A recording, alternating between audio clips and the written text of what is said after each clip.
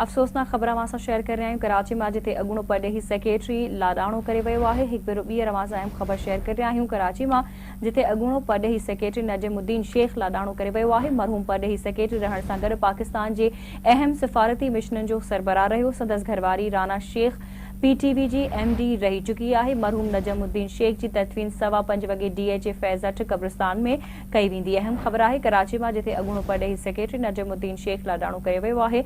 मरहूम परॾेही सेक्रेटरी रहण सां गॾु पाकिस्तान जे अहम सिफ़ारती मिशन्स जो सरबराह रहियो। संदसि घरवारी राना शेख PTV जी MD रही चुकी आहे। मरहूम नजमुद्दीन शेख जी तदफीन 5:15 वॻे DHA फैज़ 8 क़ब्रिस्तान में कई वेंदी।